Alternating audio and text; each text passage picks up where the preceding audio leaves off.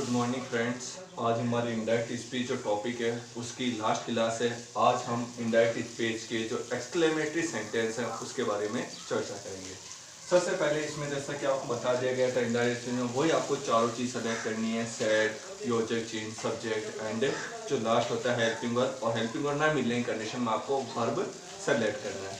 तो इसमें आपको बस खास करके ध्यान ये रखना है कि इसमें जो सेड है उस सेड को आपको बदलना है एक्सक्लेम में, EXCLAIMED, एक्सक्लेम, और उसके साथ आपको यूज करना भी, यानी जहाँ पर भी आपको सेड लिखा मिलेगा तो सेड को आपको एक्सक्लेमेटरी जो सेंटेंस होते हैं उसमें एक्सक्लेम में बदलना पड़ेगा और एक्सक्लेम के साथ लिखना पड़ेगा विथ। उसके बाद आपको जो कंजक्शन वर्ड यानी कि जो योजक चिन्ह है वो यूज करना है आपको दैट, और जो आपको बता दिया गया है जो दैट नामक योजक चिन्ह है वो किस कंडीशन में यूज करना है, जब आपको दूसरा वाक्य जो है वो एक कंप्लीट सेंटेंस के रूप में मिले, यानी आपको सब्जेक्ट भी मिले, हेल्पिंग वर्ब या मेन वर्ब में से कोई चीज मिले तो आप उसको कंप्लीट मानते हुए दैट योजक चिन्ह यूज करते हो, कंडीशन वर्ड यूज करते हो। और दूसरा कंडीशन वर्ड आपको टू बताया गया है जिसमें आपको इनकम्प्लीट सेंटेंस यानी अधूरा वाक्य मिलने पर आप टू का प्रयोग करते हो। एक्सक्लेमेटरी सेंटेंस की एक बात और है कि इसमें आपको जो दूसरा वाक्य है उसकी शुरुआत में कुछ ऐसा स्पेशल वर्ड्स मिलेंगे जिसको आपको चेंज करना है। जैसे फॉर एन एग्जांपल आपको बता दें, जैसे ब्रावो, ब्रावो शब्द मिलता है तो आपको उसके लिए लगाना है एप्लूडेड अस सेइंग, एप्लूडेड अस सेइंग। जैसे अलास मिल जाए, अलास को बदलना आपको सोरो में, डिलाइट, DELIGHT, डिलाइट, डिलाइट को बदलना है सरप्राइज में। उसके बाद अगर आप कहें good heaven, good heaven, HEAVEN, good heaven लिखा हुआ आ जाए तो आपको इसको भी बदलना है सरप्राइज में।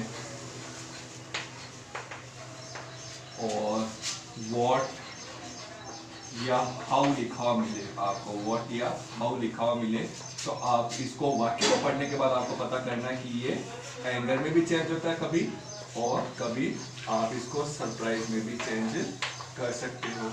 ठीक है, ये कुछ स्पेशल वर्ड्स हैं।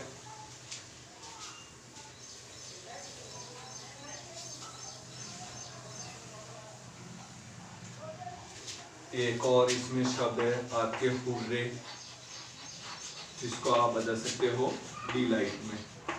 जहाँ पर भी आपको हुर्रे लिखा हुआ मिले तो आप उसको बदल सकते हो डिलाइट में। इस प्रकार के कुछ शब्द है। पहली चीज आपको ध्यान रखनी है, सैड आए तो सैड को बदलना है एक्सक्लेम्ड विथ में। कंजक्शन वर्ड यानी योजक चिन्ह है वो कौन से यूज करना है आपको, दैट। ब्रावो एकमात्र ऐसा शब्द है ब्रावो जिसके आने पर आपको सैड जो है उस सैड की जगह भी क्या यूज करना पड़ेगा, एप्लूडेड, और उसके बाद आपको लगाना है अस और सेइंग यूज करना है। ठीक है, जब ब्रावो आता है तो आप जो है सैड, सैड की जगह क्या लिखेंगे, एप्लूडेड, और बाकी डायरेक्ट आपको लिखना है अस सेइंग। ठीक है, अल्लाह शब्द लिखा हुआ था तो आप उसको बदलोगे सौरव में, गुड हेवंस लिखा हुआ आता है तो आप उसको बदलोगे सरप्राइज में। व्हाट या हाउ अगर ये आपको मतलब किसी बुरी चीज के बारे में बताया जाए तो आपको एंगर यूज करना है। ठीक है, और यदि आपकी किसी की विशेषता बताई जाए तो आपको व्हाट और हाउ को किस में बदलना है, सरप्राइज में बदलना है। हुर्रे आ जाता है तो आपको इसको बदलना है डिलाइट में। ठीक है, ये डिलाइट का सरप्राइज वो इसी में आ जाएगा। चलो इसको हटा देते हैं, हुर्रे है आप इसको डायरेक्ट डिलाइट में लिख सकते हो।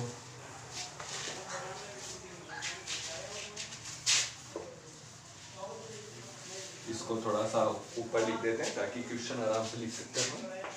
जब भी हुर्रे लिखा हुआ है तो आप उसको बदल सकते हो डिलाइट में।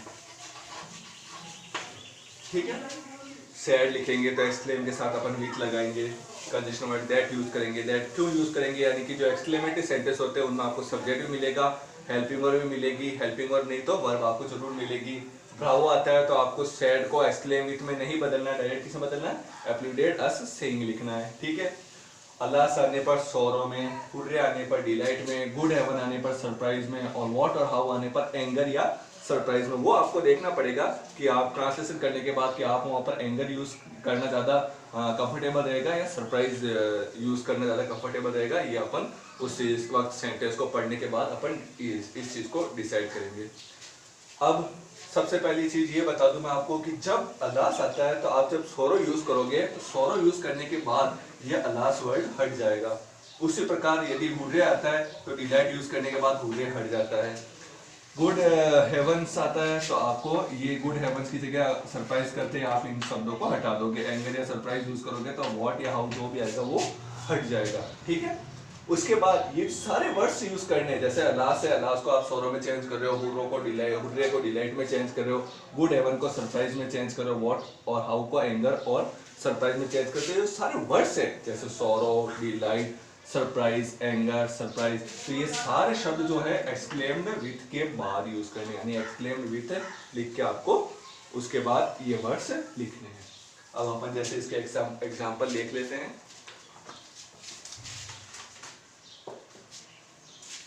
जैसे कि आपके पहला प्रश्न है, the student said, the student said alas my friend is dead, my friend is dead. इस प्रकार का ये सेंटेंस आपको मिला, ठीक है। अब पहचान क्या है कि इनडायरेक्ट स्पीच में किस वाक्य को अपन एक्सक्लेमेटरी सेंटेंस माने। सबसे पहले आपके अगर एग्जाम के दृष्टिकोण से आप देखें तो आपको सैड को जो है वो एक्सक्लेम विथ में बदल के देगा, तो आपको वहां से पता चल जाएगा, यानी जो दूसरा वाक्य होगा उसमें दी स्टूडेंट लिखा हुआ रहेगा, सैड के बाद एक्सक्लेम, सैड की जगह एक्सक्लेम लिखा हुआ रहेगा, तो आपको पता चल जाएगा वैसे कि ये एक्सक्लेमेटरी सेंटेंस है। परंतु यदि 11th क्लास के बारे में डिस्कस करें तो 11th क्लास के जो क्वेश्चंस आते हैं उसमें आपको डायरेक्ट ये सेंटेंस लिखा हुआ रहता है और सेकंड सेंटेंस आपको ऑप्शन के रूप में नहीं दिया जाता है, ठीक है। डायरेक्ट ऐसा सेंटेंस लिखा हुआ रहता है, तो आपको कैसे पहचानना आएगा कि ये एक एक्सक्लेमेटरी सेंटेंस है और उसको इस नियम से बदलना है। तो इनमें सबसे पहली चीज ये है कि जो दूसरा वाक्य है उसमें पर्टिकुलर कोई ऐसा वर्ड आता है जिससे आपको पहचान होती है कि ये एक्सक्लेमेटरी सेंटेंस है। जैसे आपको बता दिया गया alas, good heaven, what, how, hurray, ऐसे वर्ड्स आते हैं जिससे आप पहचान सकते हो कि एक एक्सक्लेमेटरी सेंटेंस है। और इस प्रकार का जो आप कह सकते हो एक्सक्लेमेटरी जो साइन है वो आता है जिसको आप कह सकते हो विस्मयबोधक चिन्ह, ठीक है, जिससे आप उसको पहचान सकते हो। अब जैसे कि इसको सॉल्व करना आपको, तो सबसे पहले आपको बता दिया गया आपको 4 चीजें सिलेक्ट करनी है। पहली चीज कौन सी है, सेड, तो आपने पहला मार्क कर दिया सेड। तो दूसरी चीज है कंजक्शन वर्ड, यानी दोनों लाइनों को जोड़ने के लिए आप क्या यूज करोगे, दैट, कंजक्शन वर्ड इसमें दैट। अब दैट यूज क्यों करेंगे, क्योंकि दूसरे वाक्य जो होगा वो आपके सामने कंप्लीट फॉर्म में होगा, यानी कि उसमें सब्जेक्ट भी मिलेगा, आपको हेल्पिंग वर्ब या वर्ब में से आपको एक चीज जरूर मिलेगी, ठीक है। तो अब दूसरे नंबर पर आपने कंजक्शन वर्ड सेलेक्ट कर लिया, यानी आपको दूसरे वाक्य में सब्जेक्ट जरूर मिलेगा। अब सब्जेक्ट ढूंढते हैं, अलास माय फ्रेंड, ठीक है, माय फ्रेंड यानी मेरा दोस्त, यानी ये आपका सब्जेक्ट है, तो आपने इसको मार्क कर दिया। एंड फोर्थ नंबर जो है वो है आपकी हेल्पिंग वर्ब, यानी कि है इज लिखा हुआ, ये हेल्पिंग वर्ब होती है, आपने यहाँ पर सेलेक्ट कर दिया। मान लिया कि आपको बताया गया सब्जेक्ट जो है, आपको ज्यादातर यही बताया गया I, we, you, they, he, she, it, name, ठीक है। इन आठों में से तो कोई सब्जेक्ट था नहीं, तो कैसे पहचान करें, तो आप इस वाक्य को पढ़ने की कोशिश कीजिए, यानी माय फ्रेंड यानी मेरा मित्र, इज यानी है, डेड यानी मर गया, मेरे जो मित्र है उसकी मृत्यु होगी, तो आप इसी से प्रश्न पूछ सकते हो मृत्यु किसकी हुई, ठीक है, तो दोस्त की मृत्यु हुई, ठीक है, तो ये आपका दोस्त क्या हुआ, सब्जेक्ट। अब इसको सॉल्व करते हैं, आपको वापस लिखना है दी स्टूडेंट, ठीक है, सैड को आपको किस में बदलना है, एक्सक्लेम में, EXCLAIM, एक्सक्लेम, और एक्सक्लेम के साथ मैंने क्या लगाने का कहा, विथ, यानी आप यहाँ पर यूज करोगे विथ। विथ लगाने के बाद मैंने आपको कह दिया आपको जो दूसरा वर्ड मिलेगा उस वर्ड को चेंज करना है। पहले आपको सैड ने को एक्सक्लेम विथ में बदल दिया, आपको फिर वो वर्ड है इसको परिवर्तन करके यहाँ पर लिखना है, पहले योजक चिन्ह नहीं लगाना है, पहले आपको इस वर्ड है इसको चेंज करके यहाँ पे लिखो, फिर आपको कंजक्शन वर्ड यूज करना है, ठीक है, विथ। अब यहाँ पर आ रहा है अलास, अलास के लिए आपको बदलना है सोरो में, तो अलास की जगह पर लिख देंगे सोरो, ठीक है। अब आपको कंजक्शन वर्ड यूज करना है, और कंजक्शन वर्ड कौन सा यूज होगा? दैट। क्यों होगा? क्योंकि सब्जेक्ट भी मिली, हेल्पिंग वर्ब मिली, यानी वाक्य कंप्लीट है। यानी आप यहाँ पर यूज करोगे दैट। दैट यूज करने के बाद आपको कंजक्शन वर्ड यूज करने के बाद आपको बता रखा है कि थर्ड नंबर पर आपको सेलेक्ट करना है सब्जेक्ट, और सब्जेक्ट आपको कौन सा है? My friend. ठीक है, माय फ्रेंड मेरा दोस्त, मेरा नहीं, किसका है? स्टूडेंट का दोस्त है। तो आपको माय को किस में चेंज करना है? His friend, his friend. ठीक है, अब आपका फोर्थ नंबर है हेल्पिंग वर्ब। हेल्पिंग वर्ब कौन सी है? इज। और आपको बता रखा है कि इज ज़ालिम को किस में चेंज करते हैं? वॉज वर्ब में। तो इज को चेंज कर देंगे वॉज में। ठीक है, और ये आपका डेड।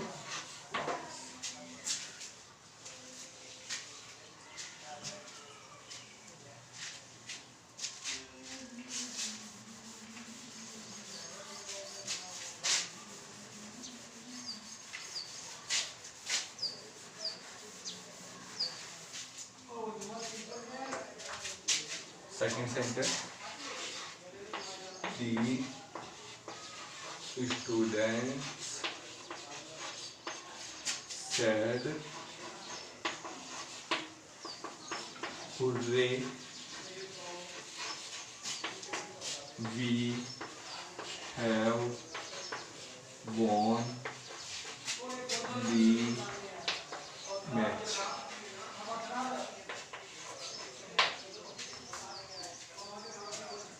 ठीक है, इस प्रकार का ये सेंटेंस है। जैसे कि आपको बता दिया गया था कि आपको वाक्य में एक ऐसा वर्ड मिलेगा जिससे आपको इसकी पहचान होगी कि ये एक्सक्लेमेटरी सेंटेंस है। ठीक है, और ये विस्मयादिबोधक चिन्ह यानी जिसको कहते हैं एक्सक्लेमेटरी साइन, वो भी आपको दे रखा है। ठीक है, सॉल्व करने के लिए आपको बार बार बताया गया, 4 चीजें सिलेक्ट करनी है। पहली सेड, दूसरी योजक चिन्ह, तीसरी subject I we you they, ये आपका सब्जेक्ट, चौथी हेल्पिंग वर्ब, और हेल्पिंग वर्ब ना होने की वजह से फिर आपको वर्ब चुननी पड़ती है, परंतु यहाँ पर हेल्पिंग वर्ब है आपके, तो आप इसको फोर्थ नंबर साइड करेंगे। ठीक है, अब इसको चेंज करते हैं। सबसे पहले आपको लिखना है दी स्टूडेंट, ये तो बिना किसी परिवर्तन के आपको लिखना है। फिर आपको सैड को किसमें बदलना है? सैड को बताया गया एक्सक्लेम्ड विद EXCLAIMED,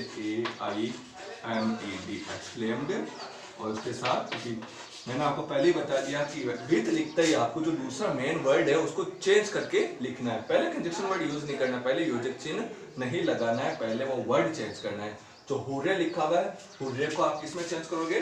डिलाइट में। तो यहाँ पर लिख दीजिए डिलाइट। ठीक है, डिलाइट लिखने के बाद आप फिर इन दोनों लाइनों को जोड़ने के लिए क्या यूज करेंगे? Conjunction word. और कंजक्शन वर्ड कौन सा है? That. That conjunction word use करने के बाद आपको जैसे दूसरे नंबर पर आपने कंजक्शन वर्ड सॉल्व किया, थर्ड नंबर पर आपका है सब्जेक्ट। ठीक है, सब्जेक्ट को चेंज करना है। यहाँ पर क्या लिखा हुआ है? वी। ठीक है, वी लिखा हुआ मैंने आपको बता दिया। आई को बदलते हैं अपन फर्स्ट नंबर से, यू को बदलते हैं सेकंड नंबर, यहाँ सेकंड नंबर है ही नहीं कोई। ठीक है, और वी को किससे बदलते हैं? दे में। तो यहाँ पर अपन क्या लिखेंगे? PHEY। फिर आपको जो हेल्पिंग वर्ब है हैव, यानी जो जितने भी हेल्पिंग वर्ब थे, जैसे इजारम को वाज में बदला, डू डज को डिड में बदला, ठीक है, कैन को कुड में बदला, मे को माइट में बदल देते हैं, तो हैव को किसमें बदलना है? हैड में, पास्ट में बदलना है। ठीक है, हैड के साथ third form won the match.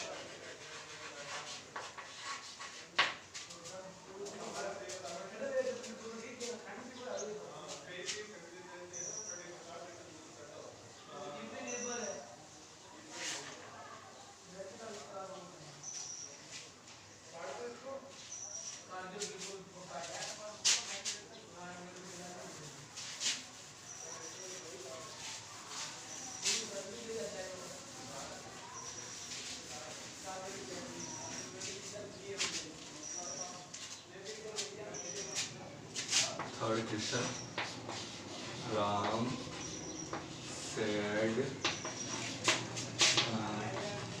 what a fool I am, what a fool I am। ठीक है, इस प्रकार से आपका ये सेंटेंस लिखा हुआ है। ठीक है, इसमें देख लीजिए सबसे पहले what आया है। ठीक है, ये आपके what एंड हाउ। ठीक है, हाँ, सबसे पहले आपको बता दिया कि चारों चीज सेलेक्ट करनी है। पहले नंबर पर सेड, दूसरे नंबर पर कंजंक्शन वर्ड, तीसरा नंबर सब्जेक्ट। सब्जेक्ट जहां पर भी है आप उसको ढूंढिए, ये आपका सब्जेक्ट आई। और चौथे नंबर पर आपको लिखनी है हेल्पिंग वर्ड। हेल्पिंग वर्ड कौन सी है आपकी? एम। ठीक है, अब आपको इसको सॉल्व करना है। राम का राम, इसको बिना किसी चेंज के वापस लिखना है। सैड को आप किससे बदलोगे? एक्सक्लेम्ड वी, यहाँ लिख दिया एक्सक्लेम्ड और यहाँ पे लिख दिया वी। उसके बाद आपको बता दिया गया ये वर्ड है, आपको इसको चेंज करके वो वर्ड लिखना है। ठीक है, यहाँ पर देखिए व्हाट ए फूल। व्हाट ए फूल यानी कितना मूर्ख, आई एम। ठीक है, मैं कितना मूर्ख हूँ। राम ने कहा कि मैं कितना मूर्ख हूँ, तो वो सरप्राइज होगा या एंगर होगा? ठीक है, कोई गलती से कोई काम हो जाए तो अपने गुस्सा आता है ना, यार क्या मूर्खतापूर्ण मतलब काम किया आपने, तो उसको क्या हो रहा है, अपने आप पर गुस्सा आ रहा है कि मैंने ऐसा मूर्खतापूर्ण काम क्यों किया। ठीक है, मैं कितना मूर्ख हूँ कि मैंने ये गलत काम किया, तो उसको अपने ऊपर सरप्राइज नहीं, एंगर हो रहा है। एंगर यानी गुस्सा। ठीक है, क्रोधित होना। फिर आपको यूज करना है, वाक्य लिख हो गया पूरा। अब आपको कंडीशन वर्ड यूज करना है, जो कि कौन सा होगा? दैट, क्योंकि वाक्य पूरा है, सब्जेक्ट भी मिला, हेल्पिंग वर्ड भी मिली। अब आपको सेकंड सॉल्व होते ही, सेकंड नंबर सॉल्व होते ही आपको थर्ड नंबर पे जाना है। थर्ड नंबर आपका सब्जेक्ट। सब्जेक्ट कौन सा है? आई। आई को किस नंबर से चेंज करेंगे? फर्स्ट नंबर से, यानी राम लिखा हुआ है तो आप यहाँ लिख दीजिए ही। ठीक है, फिर आपको फोर्थ नंबर पे चलना है, यानी हेल्पिंग वर्ब। इस जाने को किससे बदलते हैं? वाज, यानी एम का क्या हो जाएगा? वाज। बस क्या बचा? ए फूड, ए फूड। ठीक है, ये आपका सेंटेंस कंप्लीट। वॉट आपने हटा ही दिया और इसकी जगह एग लिख दिया।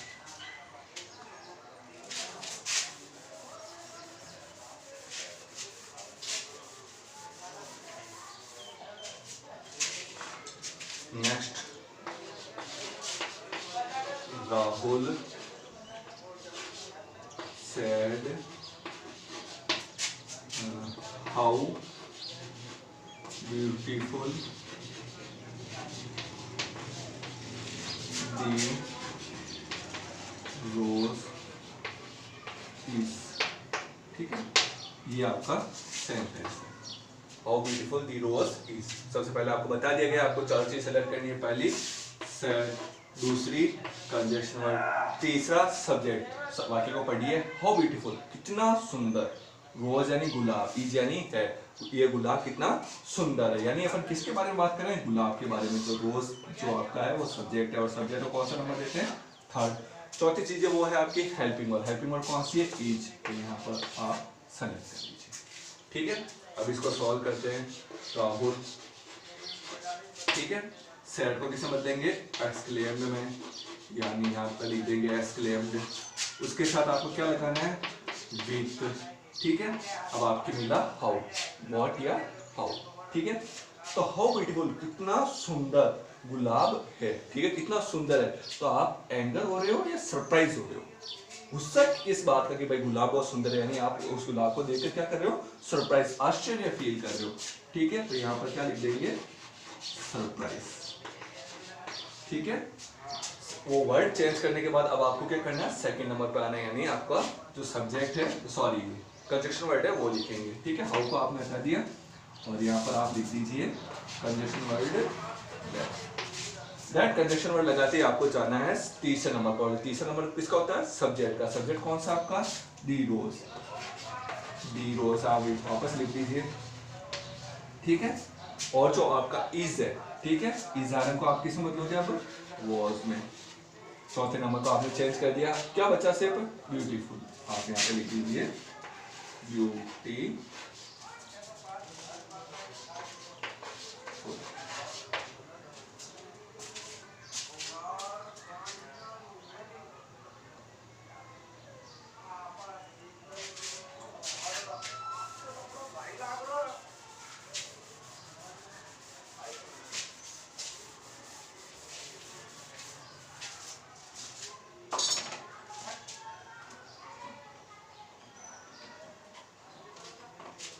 Next sentence, the teacher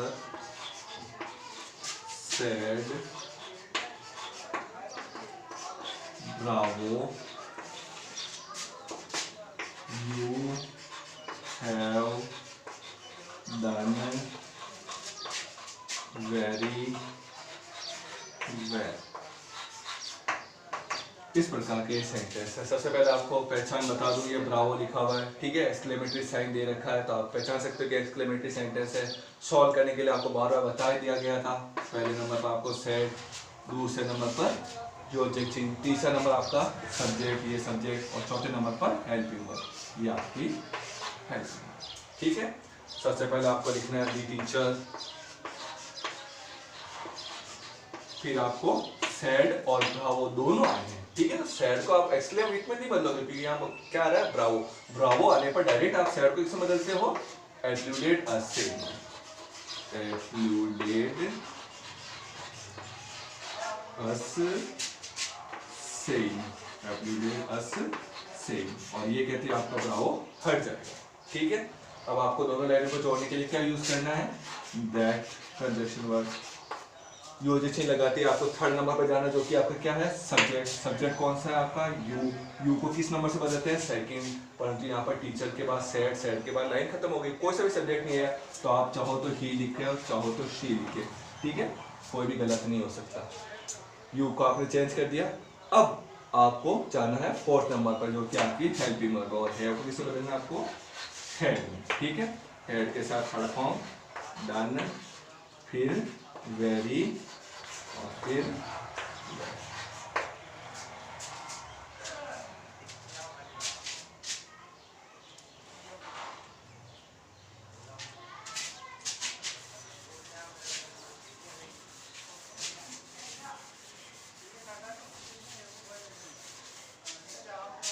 अब हम लास्ट सेंटेंस के बारे में बात करेंगे। Rahul said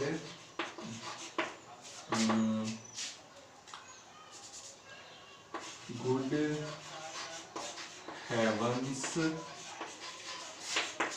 I have dropped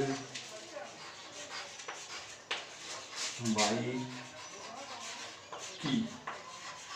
इस प्रकार का ये सेंटेंस है, ठीक है। इसमें देखिए गुड हेवंस आ गया, एक्सक्लेमेटरी साइन भी आ गया, ठीक है, यानी ये एक्सक्लेमेटरी सेंटेंस है। वही आपको चार चीजें सिलेक्ट करनी है, पहली सेड, दूसरी कंजक्शन वर्ड, तीसरी सब्जेक्ट, चौथी हेल्पिंग वर्ड, ठीक है। अब इसको सॉल्व करेंगे। सबसे पहले राहुल बिना किसी चेंजेस के लिखना है, फिर आपको सेड को चेंज करना है, सेड को किसमें बदलेंगे, एक्सक्लेम्ड विथ में, एक्सक्लेम्ड विथ, एक्सक्लेम्ड विथ में बदल दिया। अब आपको जो वर्ड आया है विथ के बाद, वो वर्ड है उसको चेंज करके लिखना है। यहाँ पर आया है गुड हेवन, और गुड हेवन को आप किसे बदलते हो, सरप्राइज में, यानी कि यहाँ क्या लिख देंगे, सरप्राइज। वो वर्ड लिखते ही आपको लिखना है कंजक्शन वर्ड, कंजक्शन वर्ड यानी कि सेकंड नंबर पर आपको कंजक्शन वर्ड कौन सा लिखना है, दैट, ठीक है। उसके बाद आपको थर्ड नंबर पर जाना है, थर्ड नंबर है आपका सब्जेक्ट, सब्जेक्ट कौन सा, आई, आई को फर्स्ट नंबर से बदलना है राहुल, राहुल को कर देंगे अपन ही, क्योंकि राहुल जो है जेंडर, जो मेल जेंडर के लिए यूज होता है, तो आप इसको ही में चेंज कर सकते हो। हैव को आप चेंज कर देंगे हैव, ठीक है। उसके साथ आपको वर्ब की थर्ड फॉर्म BROPPED, ब्रो, ठीक है। अब माई की, माई यानी मेरी की नहीं, किसकी की थी, राहुल की, ठीक है। तो आपको करना है, माई को किसमें बदलोगे, ही में, और यहाँ पर लिखोगे। इसी के साथ आपका ये टॉपिक कंप्लीट हुआ। Thanks for watching this class. मिलते हैं अगले नए टॉपिक के साथ अगली क्लास में।